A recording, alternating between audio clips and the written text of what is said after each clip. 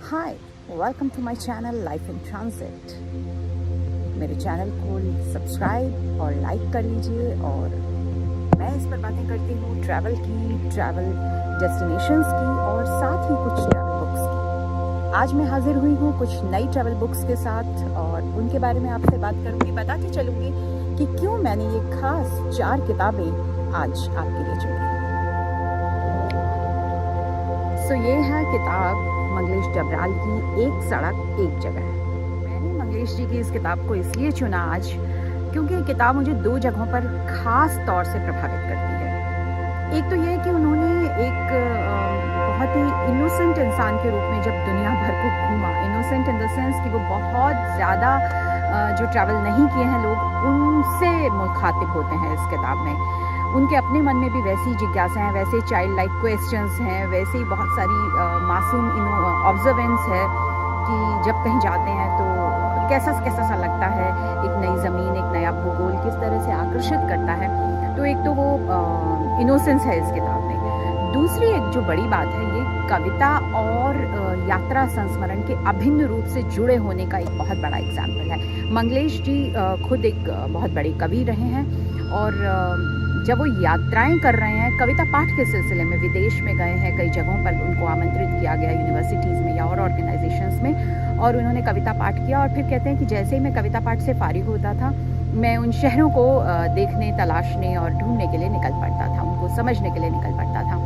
तो बहुत सहज भाव से उनकी कुछ ऑब्जर्वेशंस होती हैं, इसमें कुछ जिज्ञासाएँ होती हैं। कवि मन है और उनकी जो भाषा है उसका अपना एक रिदम है, लेकिन यात्रा संस्मरण जैसा जो एक जॉनर है उसकी भी अपनी कुछ डिमांड्स हैं। तो वो उसके बीच में एक अजब किस्म की उनकी अपनी भाषा तैयार हुई है। तो ये इस मायने में दिलचस्प है कि अपना एक सुरताल है, एक रवानी है। किताब अच्छी बन पड़ी है, कहीं कुछ एक प्रूफ की मिस्टेक्स हैं, बट मुझे नहीं लगता कि वो प्रूफ की गलतियाँ मंगलेश जी ने करी होंगी। इतने बड़े एडिटर रहे हैं हिंदी के और हमें हिंदी भाषा सिखाने वाले लोगों में से रहे हैं। ये गलतियाँ उनकी नहीं है, ये यकीनन ये जो हमारे फ़ॉन्ट की गड़बड़ी होती है ना, जब हम एक फ़ॉन्ट में लिखते हैं और प्रकाशक उसको दूसरे फ़ॉन्ट में ट्रांसफ़र करता है उस टेक्स्ट को, तो वहाँ पर कुछ गलतियाँ आ जाती हैं। किताब 2019 में आई थी, सेतु प्रकाशन से आई थी। मूल्य इसका 180 रुपये है। हिंदी भाषा में एक अच्छा यात्रा संस्मरण है इस लिहाज से कि इसमें टेक्स्ट की ताजगी है। दूसरी किताब जो मैं आपके लिए चुनकर लाई हूँ वो है एक बार आयोवा। ये भी एक संयोग है कि मंगलेश जी की दूसरी किताब है। 1991 में, सितंबर 1991 से दिसंबर 1991 तक करीबन 2.5-3 महीने के लिए वो अमेरिका रहने के लिए आए थे। और उस दौरान उन्होंने आयोवा शहर को घूमा, इसके आसपास की जगहों को घूमा और जो भी उनके इम्प्रेशंस थे अमेरिका यात्रा के, वो उन्होंने इस किताब में बड़ी ईमानदारी से दर्ज किए हैं।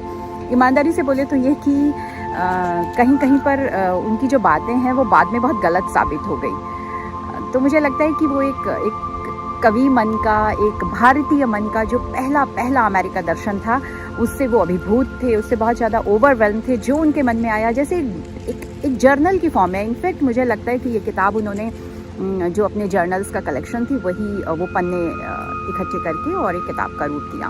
तो एक बार आयोवा में वो जब बात कर रहे हैं, शुरू में लिख रहे हैं कि कुछ खिलौनों की दुकान पर गए, वहाँ उनको कुछ बैटमैन टाइप, कुछ उस तरह के बार्बी डॉल, इस तरह के खिलौने दिखाई दिए।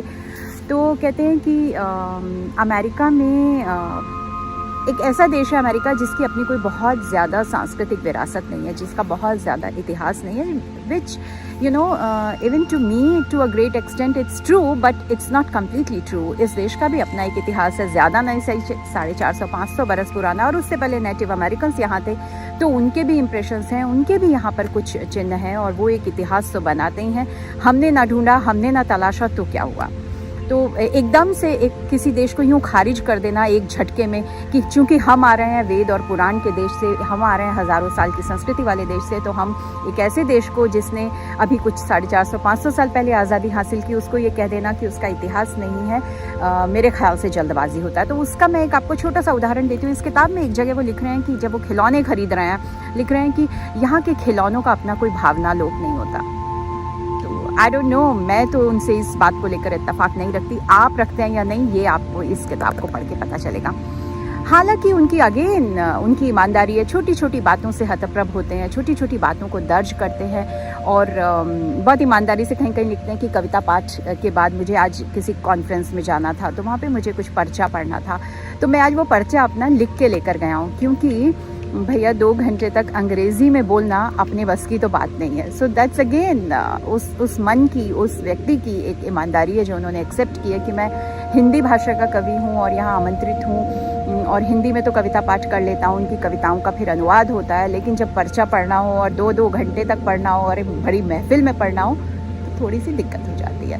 तो ऐसी कुछ चीज़ें हैं इसमें, लेकिन कहीं कहीं जैसा मैंने कहा कि बहुत पहले की यात्रा है 91 में, तो 91 में भारत से जो इंसान आया अमेरिका, वो जाहिर है बहुत बहुत ओवरवेल्म था, तो उसने जैसा उसके मन में आया वो लिख दिया। बहुत सी चीज़ें जो सत्य हुई आगे चलकर या नहीं हुई, लेकिन एक जो चीज़ जो मुझे बहुत बार अक्सर चुभी, वो लिखते हैं कि आयोवा को, मतलब उन्होंने आयोवा एक ईस्ट में ईस्टर्न कोस्ट की तरफ एक शहर है बड़ा सा अमेरिका का, आयोवा को वो एक पूरे अमेरिका का एक प्रतिनिधि जगह मानकर चलते हैं और पूरे अमेरिका के बारे में जो स्वीपिंग कमेंट लिखते हैं वो आयोवा के बेसिस पे लिखते हैं। वो लिख रहे हैं कि ये एक ऐसा समाज है, एक ऐसा देश है जिसके पास ना कोई इतिहास है और ना कोई ग्लानि है, जिसके पास सिर्फ और सिर्फ वर्तमान है। This is a society which is living in present. तो अगेन मैं यहाँ पर उनसे इत्तेफाक नहीं रखती हूँ, लेकिन उसके बावजूद ये एक छोटा सा एक ट्रैवलॉग है जो मैं आज अमेरिका में बैठकर इसको पिछले कई दिनों से पढ़ रही हूँ, पिछले करीबन 15-20 रोज़ से मेरे पास है और मैं कहीं से भी इसका पन्ना उठा लेती हूँ। इसकी ब्यूटी है कि कहीं से भी आप इसको उठा लीजिए और पढ़ लीजिए। हालांकि ये 96 में आया था ये जो यात्रा संस्मरण है, और उस वक्त इसकी कीमत 660 रुपीज़ थी। पता नहीं उसके बाद ये रीप्रिंट हुआ भी या नहीं हुआ और आज अवेलेबल होगा भी या नहीं, देखना पड़ेगा आपको। ये आधार प्रकाशन से आया था एक बार आयोवा। तो आज के ट्रैवल नामा में 2 किताबें मैंने हिंदी की चुनी थी और अब अगली 2 किताबें अंग्रेज़ी भाषा की हैं। ये मेरे पास बहुत इंटरेस्टिंग किताब है, द डेविल्स हाईवे। और डेविल्स हाईवे जैसा कि आप देख सकते हैं लुइस अल्बर्टो की किताब है। इस किताब को आप ज़रूर उठाइए। आज से काफ़ी साल पहले पुलित्ज़र प्राइज़ के लिए फाइनलिस्ट रही थी ये किताब। बहुत रिसर्च करने के बाद लिखी गई थी, बहुत सारे इंटरव्यूज़ किए गए थे और बस मैं आपको जल्दी से इसके बारे में बता देती हूँ कि क्यों खास है। मैं पिछले दिनों मैक्सिको की यात्रा पर थी और मैक्सिको के बाद में यूएसए आई थी। सो इन 2 देशों की ही जो भूमि है वो इस किताब का आधार है।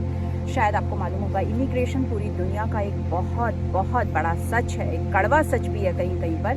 सो मैक्सिको से जब लोग इलीगली एंटर करते हैं अमेरिका में, एरिज़ोना डेजर्ट की तरफ से, बहुत मीलों फासला है, वो मीलों का बॉर्डर है और डेजर्ट का इलाका है, वहाँ से रातों रात घुसते हैं कुछ एजेंट्स होते हैं जो लोगों को बरगला कर, लोगों को लुभा कर, ललचा कर और पैसे देके उनको वहाँ से एंटर कराते हैं और उसके बाद छोड़ देते हैं कि अब आप आगे बढ़िए और पहुँच जाइए अपनी मंजिल, जिसको जैसे पहुँचना है।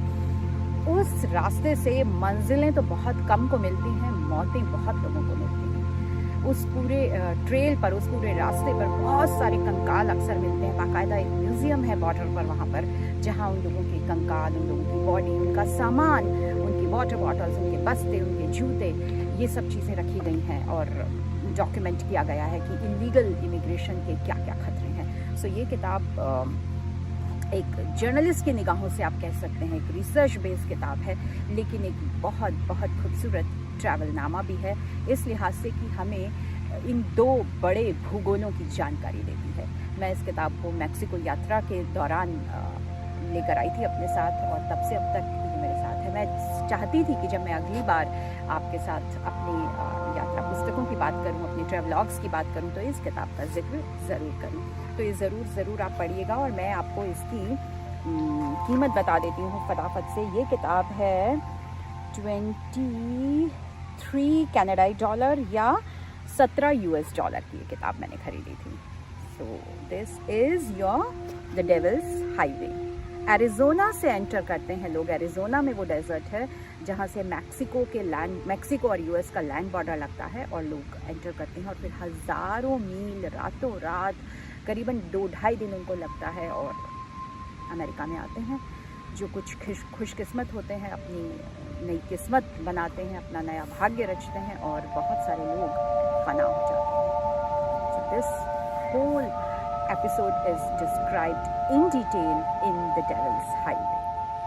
आई एम श्योर आपने मेरे YouTube channel life in transit को सब्सक्राइब ज़रूर कर लिया होगा और इस पर्टिकुलर वीडियो को आप अपने दोस्तों के साथ, अपने जानकारों के साथ शेयर ज़रूर करिए अगर आपको पसंद आया तो, और अपने कमेंट्स भी लिखिए नीचे कमेंट सेक्शन में, ताकि मुझे पता चले कि मैं अगली बार जो किताबों की आपसे बातें करूं उनमें कौन सी किताबों को शामिल करूं और हम किस तरह से अपनी इस वीडियो को, अपनी ट्रैवल बुक्स की वीडियोस को और बेहतर बना सकते हैं। सो अब मैं बातें करती हूँ अपनी आज की आखिरी और चौथी किताब के बारे में। ये मेरी बहुत बहुत खास है। This is my first summer in the Sierra, John Mayo ने लिखी थी। ये किताब बहुत ख़ास है मेरे लिए।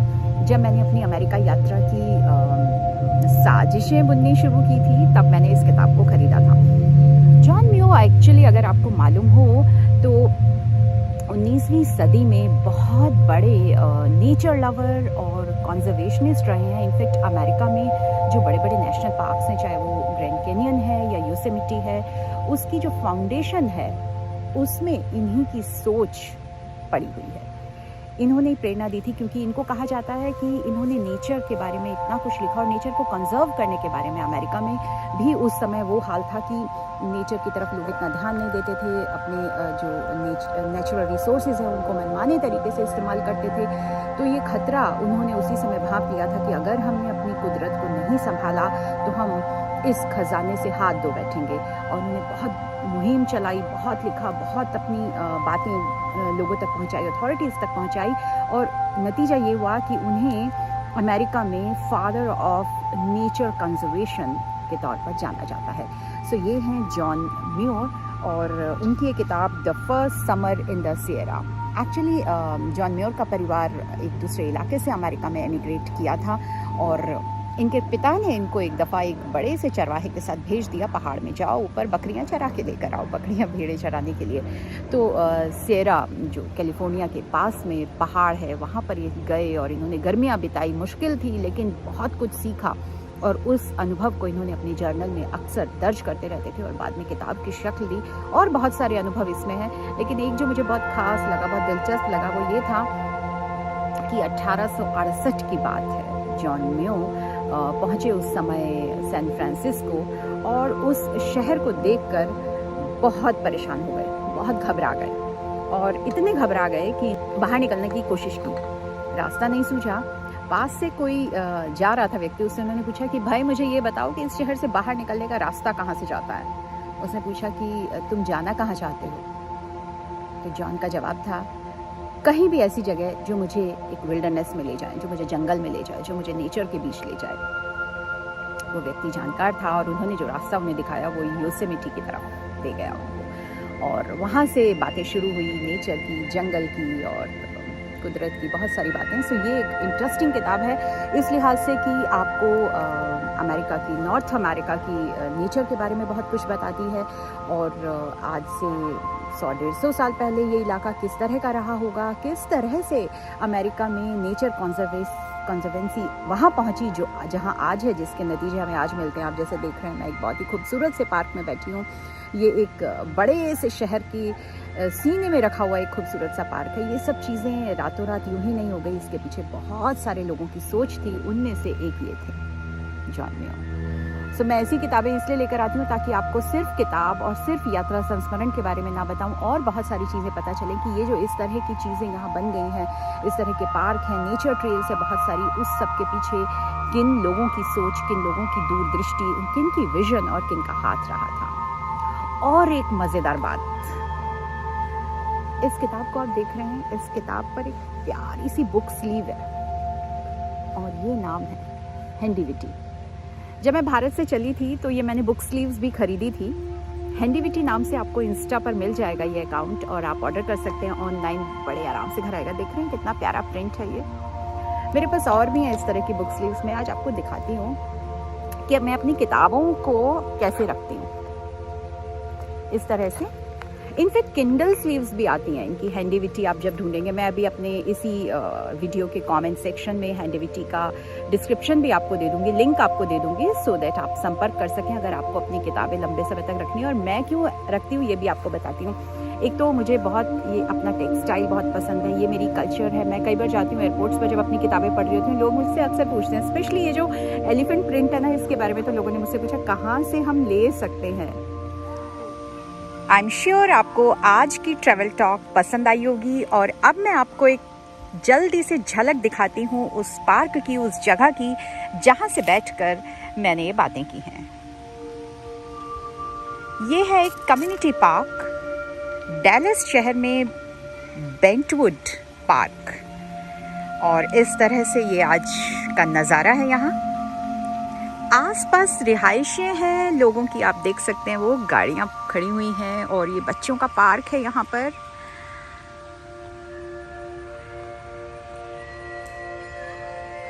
और ये मेरा अड्डा आज का। कैसा लगा, है ना मज़ेदार? कितनी अच्छी जगह है, यहाँ आकर अपने आप ही मन करता है आपसे बातें की जाएं। आप लोग साथ होते तो और भी मज़ा आता, लेकिन फ़िलहाल वर्चुअल बातें भी कम नहीं की हमने।